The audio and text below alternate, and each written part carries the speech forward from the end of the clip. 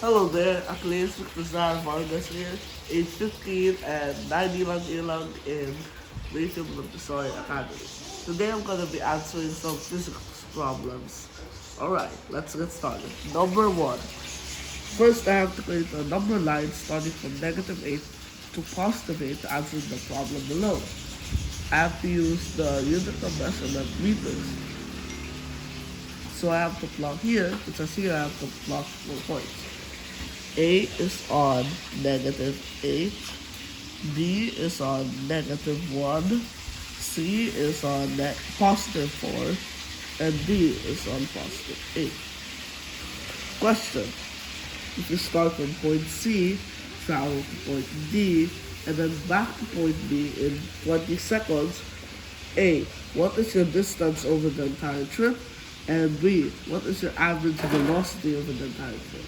Okay? That part gives me another given, which is T, 20 seconds.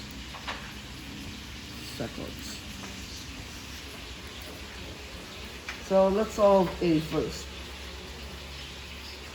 This letter A is where the number line comes handy, because here you can simply count the spaces or increments along the trip. So count the number of spaces from C to D and then from D to B.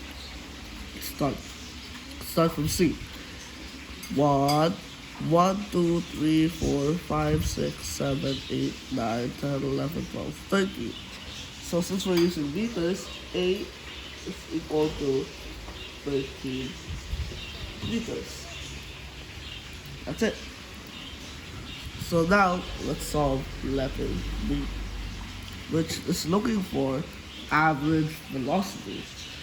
So the formula for average velocity is delta x, or the displacement or difference in positions on the number line, divided by delta t, which is the difference in time. So delta x will become xf and xi. Since x is representing positions, this is the final position minus the initial position, divided by final time minus initial time. So when we substitute, xf is letter B. Letter B is on -1, so this will become -1 minus xi, which is on letter C.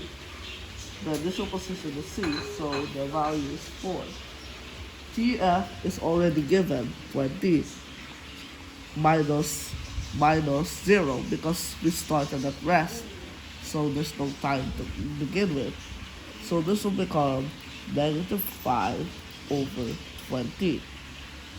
This will become -0.25 meters per second, or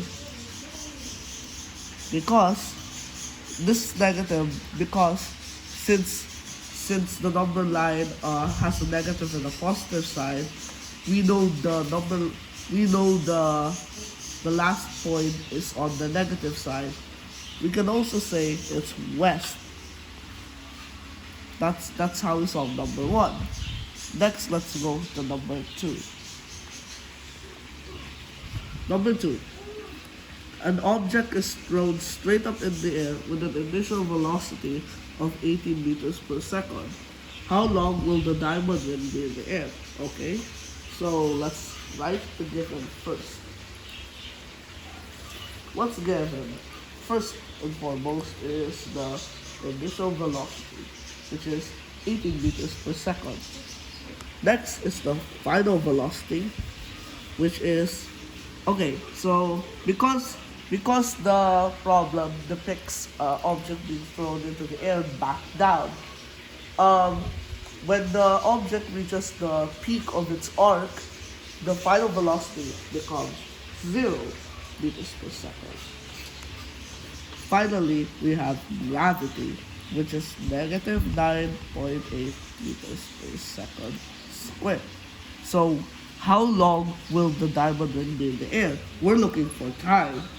Unfortunately, there is no specific formula for time, so we'll just derive it from this formula. final velocity equals initial velocity plus g and t, gt.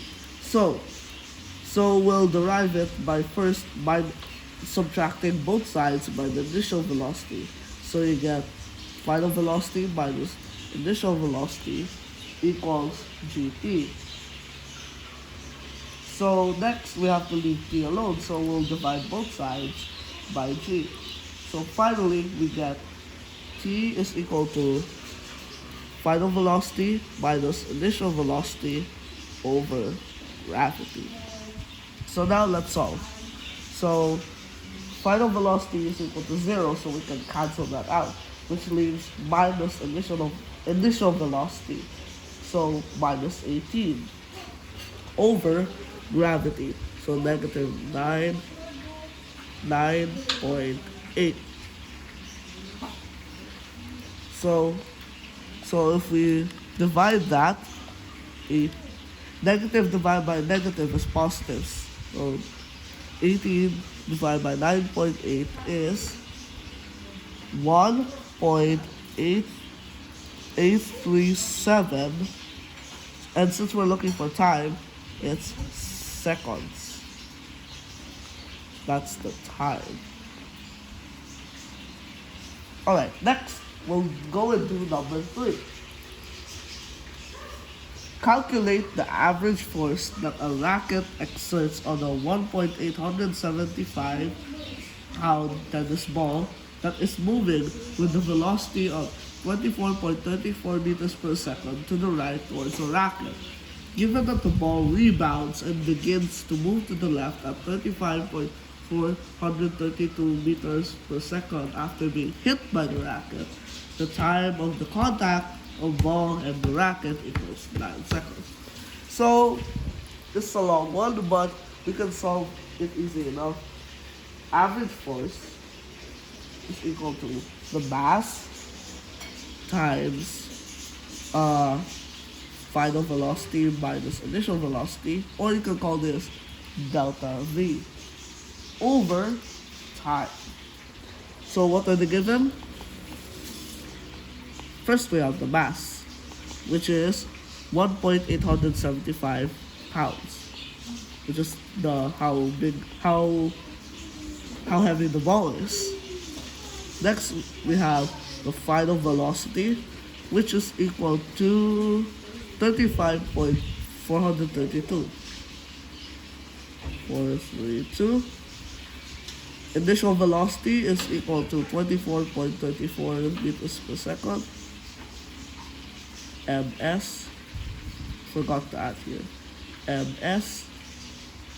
Finally, we have the time, which is 9 seconds. Alright, so all we have to do now is substitute. So mass is equal to 1.875 times 35.432 minus 24.34, and then divide all of that by 9. So 1.875, then 35.432 minus 24.34 is equal to 11.092 over 9. So 11.092 times 1.875 is equal to 20.7975 over 9. So the last thing we need to do is divide it by 9. So divide by 9, that's 2.311 newtons, since we're talking about force. Alright, finally the last one, number 4. Calculate the total momentum of two objects that are moving at a speed of 14.5 meters per second with the mass of first object 4.823 kilograms and mass of second object 12.462 pounds. Okay, so we're gonna find the total momentum of two objects. So we have, we're gonna solve for both, we're gonna solve the momentum of both separately. So we have M1 to solve for total momentum, MT, oops, to solve for MT, we have M1 plus M2. However, we have to solve for both. M1 is equal to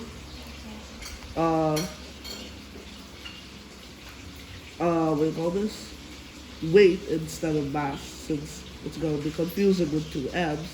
Weight 1 times times speed. Since there's no 1 on speed, since it's the same speed for both of them. And we have M2 is equal to weight 2 times speed. So let's substitute. Let's do this one first. Weight 1 is equal to 4.823 kilograms times 14.5 meters per second.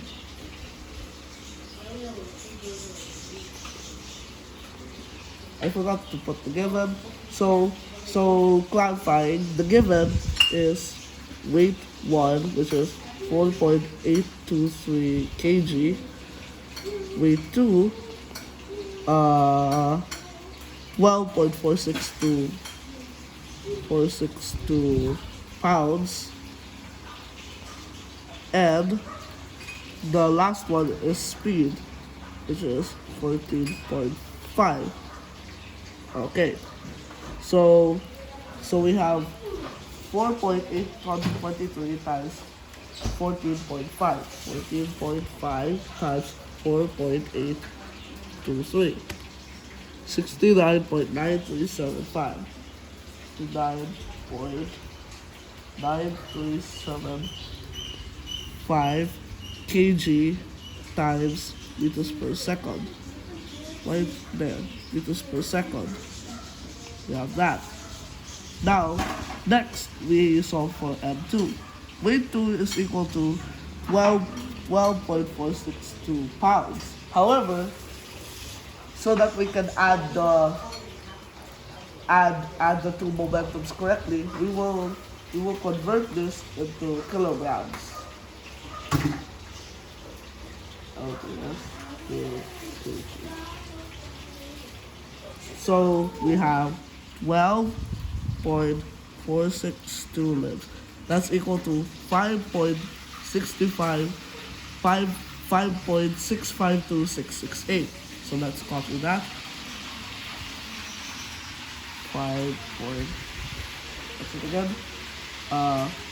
652,668. Okay.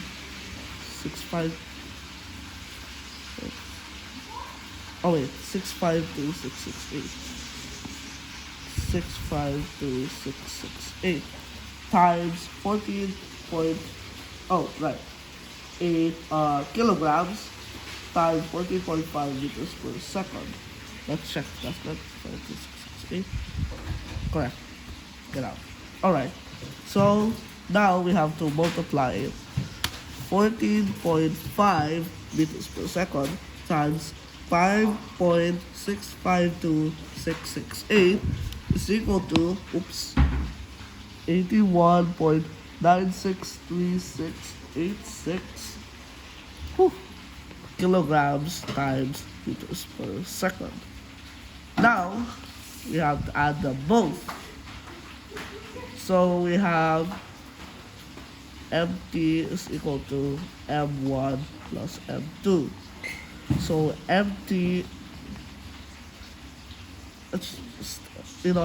M1 is equal to 69.9375 kilograms times meters per second plus 81.963686 kg times meters per second. Let's add them together. 81.963686 plus 69.9375. So we're gonna, this is a long number, so we're gonna round it off to three decimal places.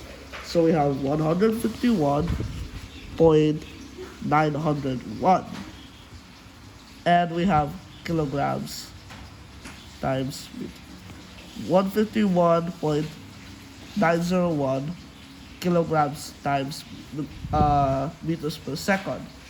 And now, I finished solving all four physics problems. Hooray for me!